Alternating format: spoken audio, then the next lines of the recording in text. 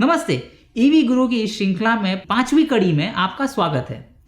हमें मालूम पड़ा है आपकी कमेंट से कि आप में से बहुत लोग एक इलेक्ट्रिक कार खरीदना चाहते हैं और ना सिर्फ इलेक्ट्रिक कार बल्कि एक सेकेंड हैंड इलेक्ट्रिक कार खरीदना चाहते हैं।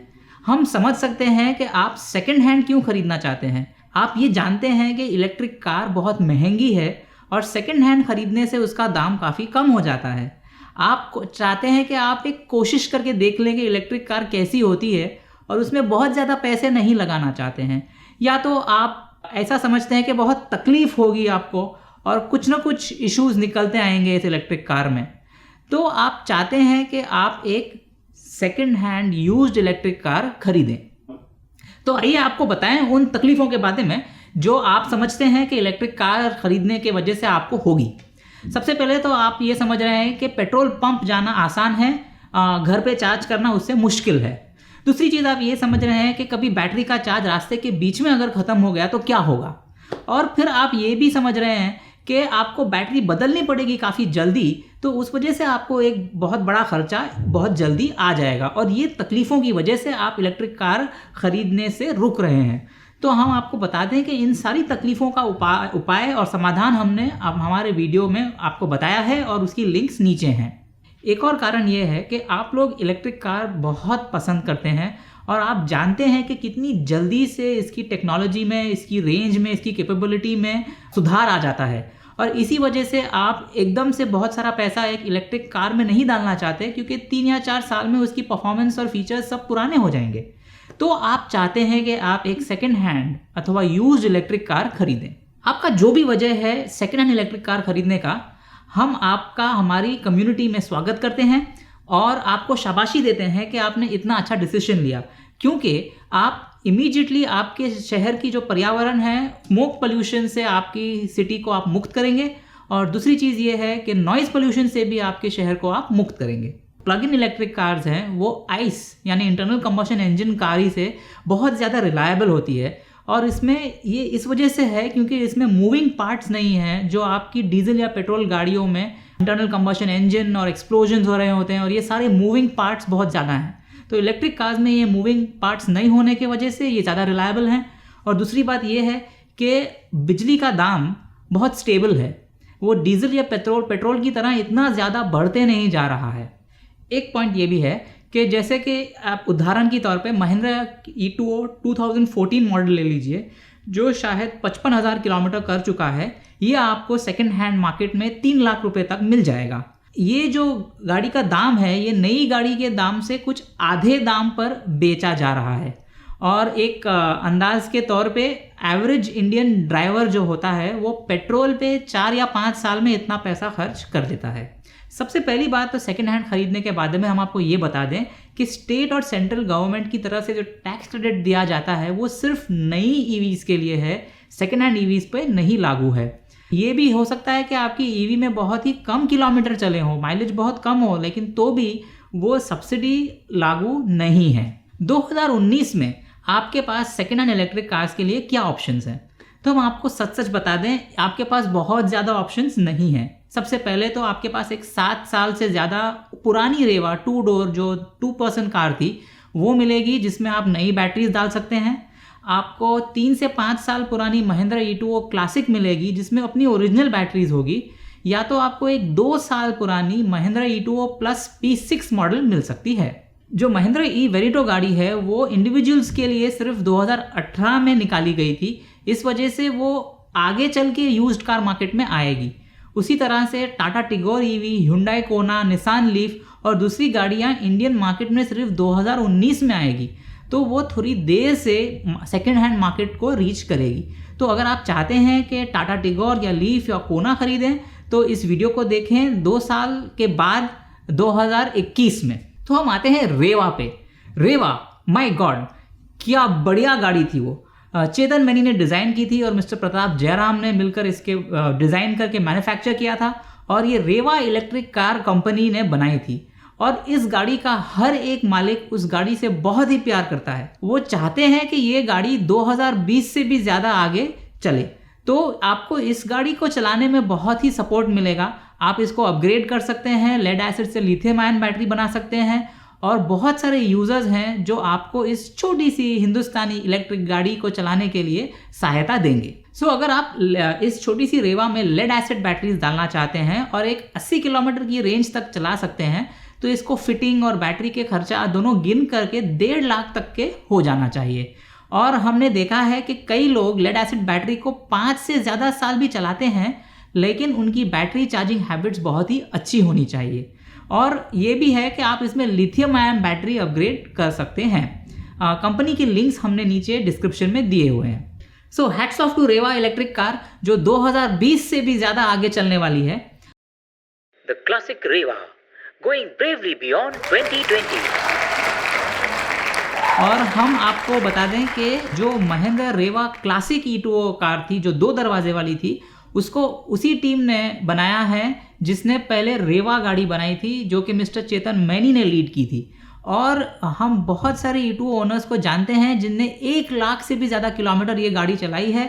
70,000, 80,000, 90,000 किलोमीटर से भी ज़्यादा लोगों ने ये गाड़ी चलाई है और बैटरी अब तक बदली नहीं है। हमारे पास E2O के लिए काफ़ी सारा यूज़र डेटा आ गया है और हम आपको पूरे विश्वास के साथ बता सकते हैं कि जो ये lithium ion phosphate battery pack है वो E2O का जो 8 साल से ज़्यादा भी चल जाता है। और रेंज तक का जहाँ तक के सवाल है, E2O क्लासिक में जो प्रॉमिस किया गया था वो डिलीवर ज़रूर करती थी। 100 किलोमीटर मतलब 100 किलोमीटर देती ही थी और 5 साल के बाद भी वो 100 किलोमीटर देती है। E2O क्लासिक को खरीदते समय आपको ये चीज़ों को ध्यान में रखना ज़रूरी होगा।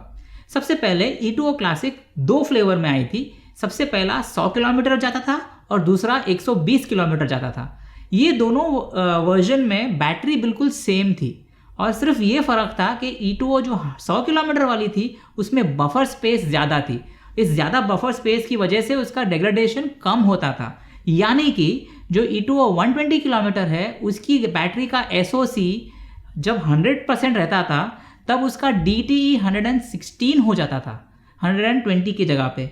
और ये भी है कि थोड़े समय के बाद ये दोनों गाड़ी बिल्कुल एक जैसा माइलेज देते रहती थी। सो E2O क्लासिक को जब आप खरीदेंगे तो आप एक 40-50 किलोमीटर की ड्राइव पे उस पर ज़रूर जाना और AC भी ऑन रखिएगा और फिर आपको ये मालूम पड़ेगा कि उसका स्टेट ऑफ चार्ज SOC अगर 50% है तो उसका जो DTE है वो भी 50 किलोमीटर तक के होना चाहिए। अगर ऐसा है तो ये गाड़ी बिल्कुल ही अच्छी है और आप इसे खरीद सकते हैं। आपको ये गाड़ी चलाने के लिए एफिशिएंसी टिप्स भी देखनी होगी और गाड़ी एफिशिएंसी कैसे चलाते हैं और रीजनरेटिव ब्रेकिंग का इस्तेमाल कैसे करते हैं ये भी देखना होगा। तो इसके लिए लिंक्स आप चेक कर सकते हैं, हमारे डिस्क्रिप्शन में होगी। E2O के जो थोड़े वर्जन्स थे वो एक EMI स्कीम के साथ बेचे जाते थे, तो इसमें रूल्स और पेमेंट्स के बहुत से कॉम्प्लिकेटेड सिस्टम थी और अच्छा हुआ कि वो स्कीम थोड़े ही टाइम में फेज आउट हो गई क्योंकि वो बहुत पॉपुलर नहीं थी। लेकिन अगर आप इस प्रकार की E2O खरीद रहे हैं तो ओनर के साथ बैठ करके ये सारा पेपर वर्क बराबर से सॉर्ट आउट कर लीजिए। गाड़ी खरीदने से पहले उसके मालिक से आप चार्जिंग के बारे में ज़रूर बात कीजिएगा। E2O जो है 4 से 5 घंटे में फुल चार्ज हो जाती है। हफ्ते में एक बार उसको 10 घंटे तक चार्ज करना पड़ता है सेल बैलेंसिंग के लिए। अगर जो उसका मालिक है वो ये आपको ये बताता है कि अरे मुझे मालूम नहीं, मैं कभी घर पे करता हूँ कभी काम पे करता हूँ, या उसने कभी वेकेशन मोड के बारे में कुछ यूज़ नहीं किया है या रेगुलर चार्जिंग नहीं कर रहा है, तो बेहतर है कि आप कोई और गाड़ी देख लें। एक बात आपको ध्यान से पूछ लेनी है, गाड़ी के मालिक से ये पूछिएगा ज़रूर कि क्या उसकी गाड़ी बहुत समय तक बंद पड़ी थी, क्या उसे चार्ज नहीं किया गया था। अगर इसका जवाब आपको हाँ मिलता है, यानी कि उससे चार्ज नहीं किया गया, तो ये पूछिएगा कि क्या उसे वेकेशन मोड में डाला गया था या नहीं। अगर यहाँ उसने ना कहा कि नहीं वेकेशन मोड में नहीं डाला गया और चार्ज भी नहीं किया बहुत समय से, तो ये गाड़ी एक लाल झंडा है, आप इस गाड़ी को मत खरीदिए। आप इस गाड़ी को महिंद्रा की डीलरशिप पे ले जाइए और उन्हें कहिए कि इसकी जांच करें। अगर वो उसकी जांच करके आपको रिपोर्ट दे सकते हैं, हो सकता है इस रिपोर्ट के लिए कुछ पैसे लग जाएं, लेकिन बहुत ज़्यादा महंगा नहीं होगा और एग्जिस्टिंग ओनर भी उसे करा सकता है। तो आपको एक अच्छा अंदाज़ा आ जाएगा कि ये गाड़ी में क्या खराबियां हैं, अगर कोई है तो। उस जांच की रिपोर्ट में आप उन्हें ये पूछिएगा कि जो इलेक्ट्रॉनिक कंपोनेंट्स है, जैसे कि सबसे पहले ऑनबोर्ड चार्जर, दूसरा AC कंप्रेसर, तीसरा 12 वोल्ट की जो ऑक्सिलरी बैटरी होती है ये, चौथा IEMS intelligent energy management system, ये 4 चीज़ों के बारे में आप पूछिएगा कि ये चीज़ बराबर चल रही है या नहीं, क्योंकि जब अगर इन्हें रिप्लेस करना पड़ता है तो खर्चा ज़्यादा आता है। एक बार आप गाड़ी खरीद लेते हैं आपकी सेकेंड हैंड E2O, तो आप महिंद्रा डीलर से अच्छी दोस्ती बनाए रखिए, क्योंकि ये लोग हमेशा इन इलेक्ट्रिक गाड़ियों को सर्विस किया करते हैं और ये जानते हैं कि इसमें बैटरी पैक, इलेक्ट्रॉनिक्स वगैरह में क्या क्या प्रॉब्लम आ सकते हैं। ये आपको सर्विस करके इन प्रॉब्लम्स को हटा सकते हैं और आपकी ज़्यादातर ऐसी स्थिति होगी कि E2O की वारंटी एक्सपायर हो गई होगी, तो ये जो सर्विस है, अगर कोई पार्ट चेंज नहीं करना पड़ा तो ये सर्विस शायद 3,000 रुपये के आसपास हो जाती है और वो साल में एक बार के लिए बुरा नहीं है। अगर आपकी गाड़ी में कोई इलेक्ट्रॉनिक पार्ट्स है जिन्हें बदलना होगा, जैसे कि IEMS, ऑनबोर्ड चार्जर, तो और आपकी गाड़ी अगर वारंटी से बाहर है तो आप तैयार हो जाइए, काफ़ी सारा पैसा लगता है।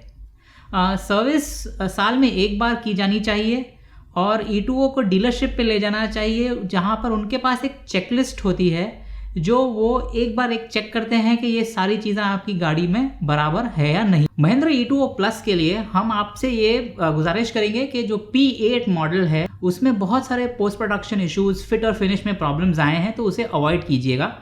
P6 और P2 stable 48 volt systems based electric cars हैं और आप इन्हें ज़रूर कंसिडर कर सकते हैं। जहाँ तक रेंज का सवाल है, E2O क्लासिक बहुत ही अच्छी थी, लेकिन E2O प्लस थोड़े तकलीफ देती है और वो उतना रेंज जो एक्सपेक्टेड रेंज है वो अचीव नहीं कर पाती।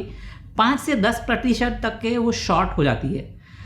रीजनरेटिव ब्रेकिंग भी काफ़ी टाइम के बाद किक इन होता है, जहाँ पर क्लासिक E2O में आप जैसे ही एक्सीलरेटर छोड़ते थे वैसे ही रीजनरेशन चालू हो जाता था, लेकिन E2O प्लस में क्रीप मोड होने की वजह से रीजनरेशन देर से आता है और हमें लगता है कि क्रीप मोड की वजह से काफ़ी बैटरी भी ड्रेन होती है। कुल मिला के जो ज़्यादातर E2O के लिए जो टिप्स थी वो E2O प्लस के लिए भी यहाँ पर एप्लीकेबल हैं सेकेंड हैंड खरीदने के लिए। अंत में हम आपको कुछ चीज़ें बताना चाहेंगे।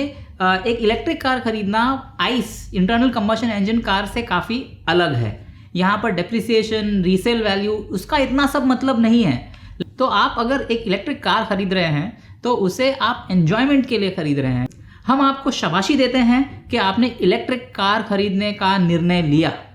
आप इस गाड़ी को खरीद करके पर्यावरण को बचा रहे हैं। एक सेकंड हैंड गाड़ी लेना एनवायरनमेंट फ्रेंडली है बनिस्बत नई गाड़ी लेने के लिए, और प्लग इन इंडिया आपको सल्यूट करती है।